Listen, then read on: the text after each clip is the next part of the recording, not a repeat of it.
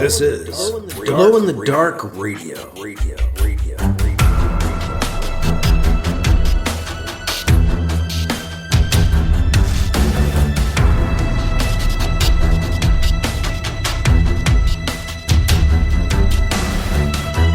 The science fiction podcast with original independent science fiction written and performed by Mike Luoma, with music by Kevin MacLeod.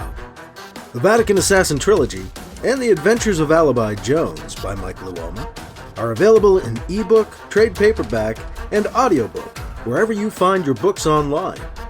Get links and details at glowinthedarkradio.com. This is the Science Fiction Podcast, Glow in the Dark Radio.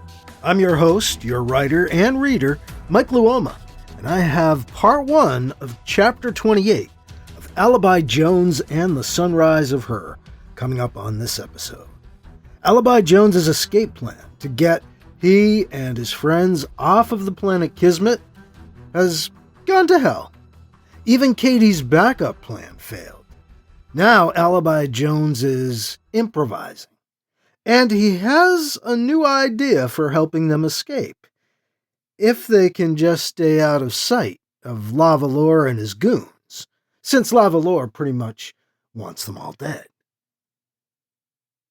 We'll see how Alibi's new plans work out for him and Katie and Kit in part 1 of Chapter 28, coming up on Glow in the Dark Radio.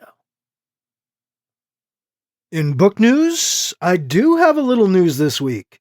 Thanks to my old friend and collaborator, Ben Ferrari, I'm pitching some of my work to a studio as ideas for potential TV series or movies. Now, this is all very preliminary, and nothing may come of it. Ben is working with a studio, developing one of his projects into a series, and has permission to pitch things belonging to friends, and so he's invited me to do so. So I put together brief descriptions and elevator pitches for 4 projects: Vatican Assassin, Alibi Jones, Ancient Stone Mysteries of New England, and Good King Richard, based on my Richard III research. And again, all very, very preliminary. Nothing may come of it, but it's something. So if you would, put a little positive energy out there. Put that out into the universe for these, won't you? But yeah, that's kind of interesting, and it came out of nowhere. And thanks again to Ben Ferrari for giving me this opportunity.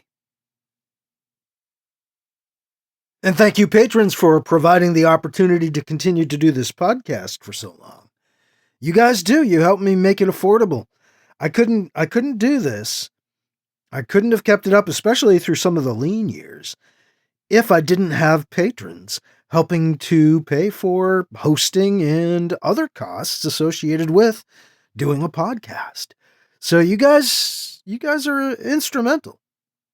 And if you want to become a patron and be part of the support, the crowdfunding that does keep Glow in the Dark Radio going, just head to patreon.com/glowinthedarkradio. And you can learn more about becoming a patron for either $2, $5, or $10 a month. Got just a handful, but it's enough to keep things going, and that's awesome. And once again, thank you. If you are a patron, you know who you are.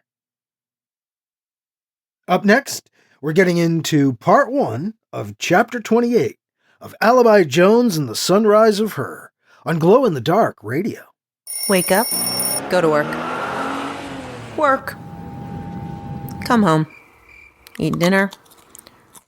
Rot your brain out. Go to bed. Lather. Rinse. Repeat. Are you tired of an old humdrum life? Tired of things that just weigh you down and depress you? Wouldn't you rather just focus on things that are awesome? Tune into Nutty Bites. Find out what's awesome. Nutty Bites. nimlas.org/blog.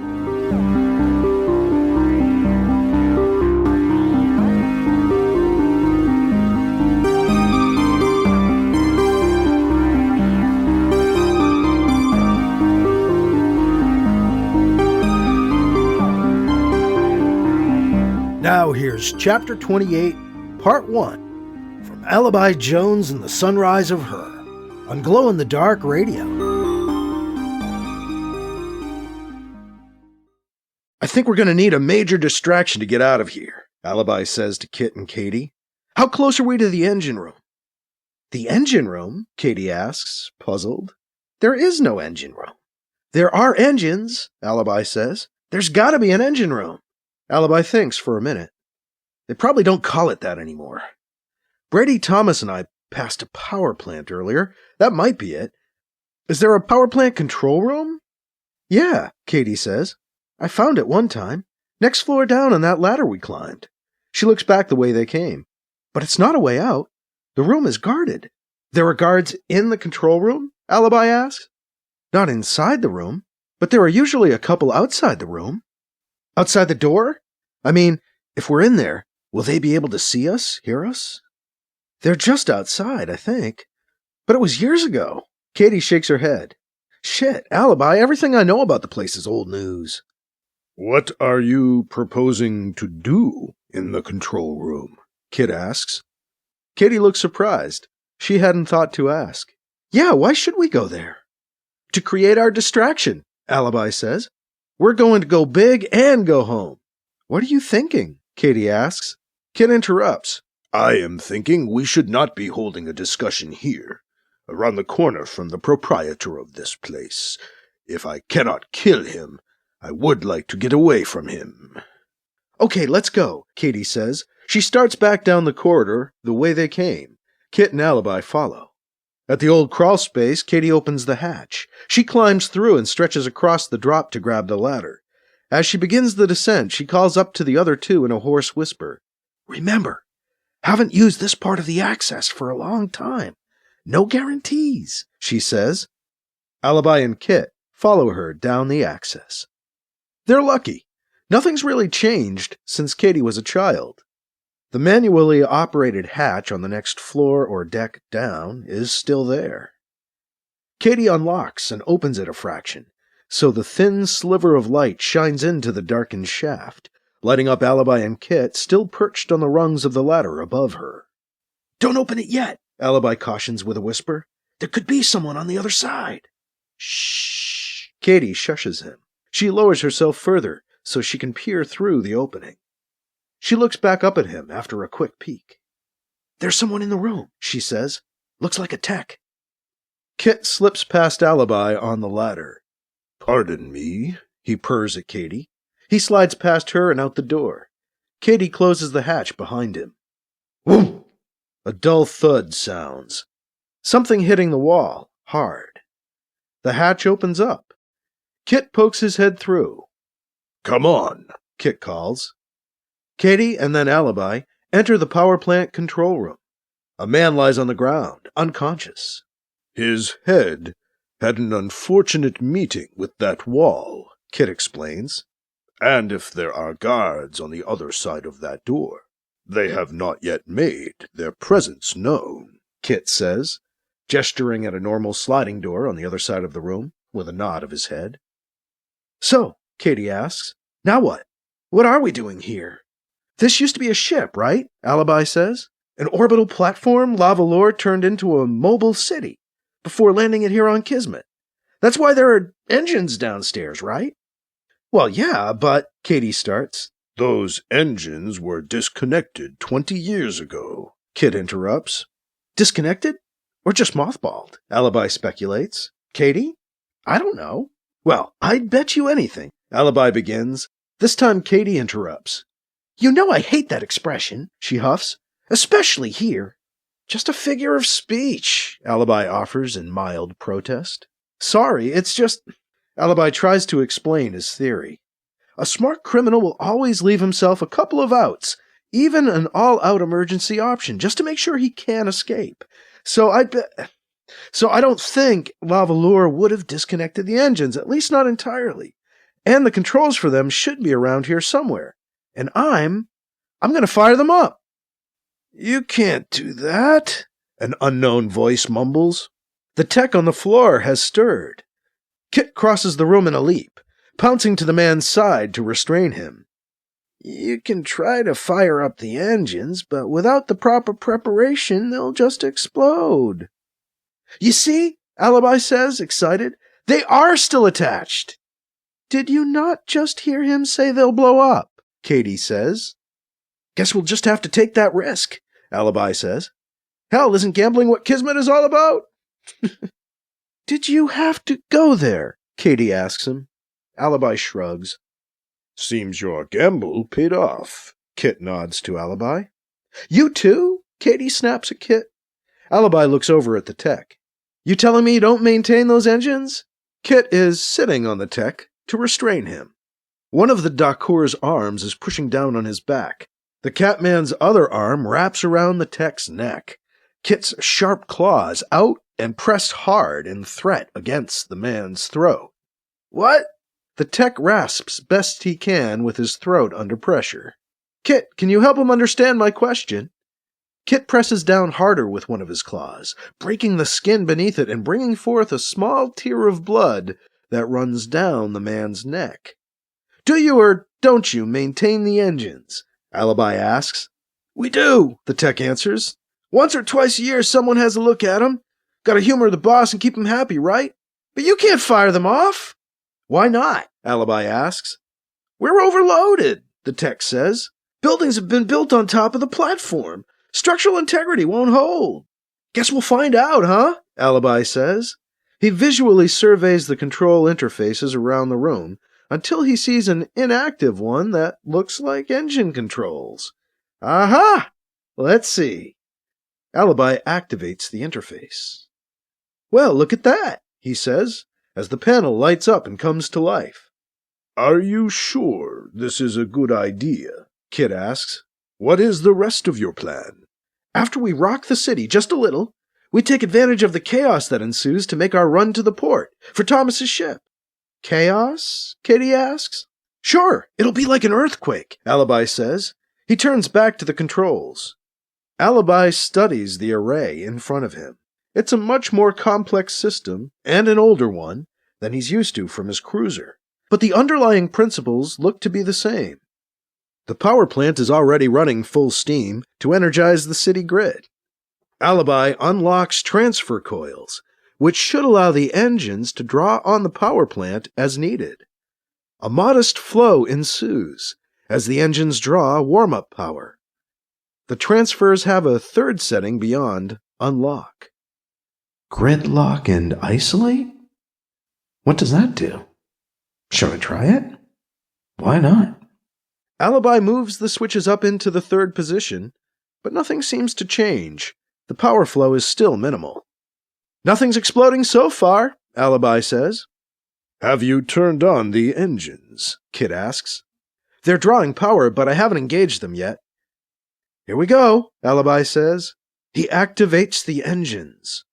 The control room lights dim as the power plant transfers energy from the city grid to the engines. A deep bass humming rumbles into life below them. The room begins to shake. Emergency power comes on. Alarms begin to sound. Whoop, whoop, whoop, whoop. Red emergency lighting bathes the control room. Panels and interfaces around them begin to go dark, but the lights stay on in front of Alibi. Cool. The engine systems are independent of the main grid, Alibi says. They can't cut my power. He increases power to the engines. Not enough to do anything yet, but enough so that anybody near the engine cones below them should know to get out of the way. The hum grows louder, and the vibrations begin to grow more violent. The room, and no doubt the entire city around them, is shaking violently. Shouting and commotion erupts outside the door to the control room. Get in there! That's where they are! Someone shouts. Hope the people underneath the platform have the time and sense to get clear. Can't wait any longer. Alibi kicks on the engine thrusters. The rumbling grows deafening in volume, drowning out any shouts and any other noises. The floor begins to pitch, throwing each of them across the room as the massive city platform begins an uneven rise. Kit retains his hold on the tech, despite the tossing. They all stagger to their feet as the rumbling and shaking subsides a little. Alibi checks the engine controls. We've gone up about a meter. We're hovering, He shouts over to Katie and Kit. He applies more thrust. The room jerks up at an angle like a bad elevator, and again the four of them are sent sprawling. The tech and Kit hit the now diagonal wall hard, the Catman landing atop the human at an awkward angle. Crack! I am sorry, Kit shouts over the rumble. I have killed this man. It was an accident. He did not need to die. It is what it is, Katie says coldly. Alibi makes his way along the slanting wall back to the engine controls. That was a hell of a distraction. Hope it's enough. Time to cut the engines. Alibi cuts the thrust. He hits the roof as the entire city platform drops a handful of meters. He's slammed back down to the floor as it lands. Fuck! Katie swears as she hits. Damn! Alibi hurts all over. Boom! The room shakes as something crashes down above them. Other crashes can be heard in the distance as the structures in the city above collapse. We need to leave here now, Katie says. She slides down the wall to the hatch and dives through. Alibi tries to shut off the engine controls, but the interface doesn't respond to his commands. Did they lock me out? He wonders. Nah, there'd be some sort of security thing, I think. Looks like it's just broken. Alibi, Kit calls over from the hatch. Be right there. Alibi looks back at the controls. He notices a tick up in energy draw. The engines are slowly building up thrust again. Alibi tries turning off the main thrusters, but the controls are still unresponsive. Oh shit. Alibi jumps across the room to the hatch. The door to the room slides open. Laveillur and a guard burst through, trying to stay on their feet as the floor shifts again. You there. I know you. Who are you? Laveillur demands.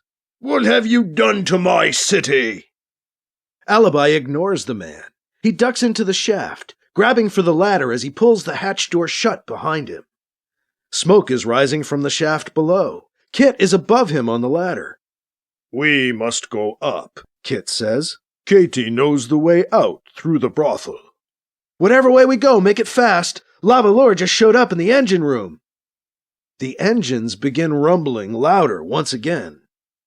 What have you done to the engines? Kit calls down in alarm as they climb. Nothing! Alibi shouts back up the ladder. The controls locked up. I couldn't do anything. The engines are slowly building thrust again, on their own. We gotta get out of here. Katie is waiting for them in the main room of the brothel. No longer a decadent scene. Instead, Alibi sees the human toll of his plan for the first time. Girders and beams from buildings that fell above crash down into the brothel's rooms, knocking down walls and killing girls and clients alike. Alibi hears shrieks and cries for help, and crying. He sees women pinned under debris, and others trying to free them from their traps. Some plan, Katie says. Get us out of here, Alibi tells her in a humorless tone. She weaves a path through the destruction. Alibi and Kit follow. Once outside of the brothel, they blend in with the panicked crowds, all trying to flee the platform. Katie's knowledge and calm demeanor help them bust out an emergency exit equipped with an inflatable slide that allows them to safely slip away from the vibrating, rumbling platform. The platform that now begins to rise again behind them. Ahead of them lies the spaceport. All manner of car and craft is flying towards the port, away from the city, in vast numbers.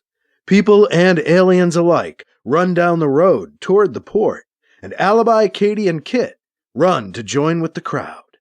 A noise like a massive blowtorch echoes behind them, stopping many in their tracks as they look back to see what's causing the new sounds. As Alibi watches, the center of the platform behind them begins to bulge upwards.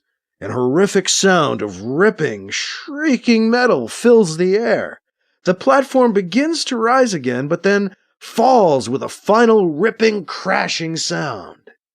The platform's 4 main engines appear, pushing their way up through the city platform the entire engine assembly's ripping up and erupting out from the center of the platform like an upside-down metal volcano. Propellant and flames pour down on what's left of the city, bathing it in destruction and flame as the engine assembly rises on a thick pillar of fire. Free of the platform, the engines begin to careen upwards. There's a flash and a sharp, crackling peal of thunder as the engines disappear into transspace.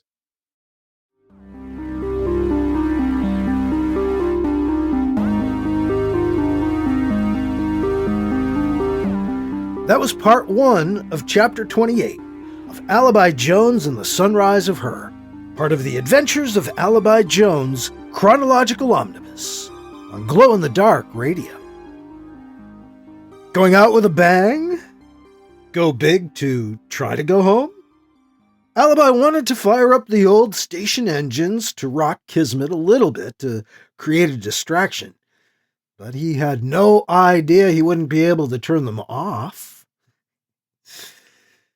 Well, the engines have now fired up, taken off, ripped through what was left of Kismet City, and have evidently just jumped into transspace.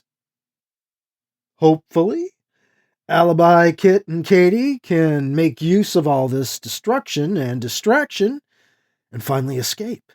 We'll find out as we picking up the action right here in part 2 of Chapter 28 of Alibi Jones and the Sunrise of Her on our next episode. Recapping my news, we've got some pitches out now. Thanks to Ben Ferrari, I am pitching 4 different projects to a studio for possible TV or movies. We'll see what happens here. It's all, like I say, very preliminary and nothing to get excited about yet, but I've given them Vatican Assassin, Alibi Jones, Ancient Stone Mysteries of New England, and Good King Richard, based on my Richard III book, my little short book there. So we'll see. We'll see what happens. Put some positive energy out there for that, won't you? Thank you. Think good thoughts. I'm thinking good thoughts about my patrons who have helped me to do this for as long as I have. Thank you, if you're a patron. Glow-in-the-Dark Radio patrons help keep the show going, help keep the show glowing. And if you want to do that too, I'd love to have you. Just head over to patreon.com/glow-in-the-dark-radio, and you can sign up for $2, $5, or $10 a month and become a patron for Glow-in-the-Dark Radio and help me keep the show going. And again, thank you for those of you who do. And that is all for this week. I'm your host, your writer and reader, Mike Luoma. Thank you again for listening to Glow-in-the-Dark Radio.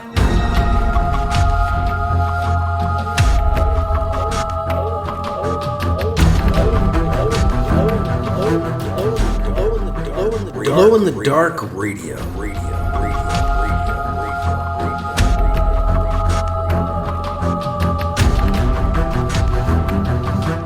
This podcast presentation is copyright 2025 by Michael F. Luoma and is protected under a Creative Commons Attribution, Non-Commercial, No Derivatives 4.0 International License, CC by NCND 4.0. Music by Kevin MacLeod. You can find his work at incompetech.com.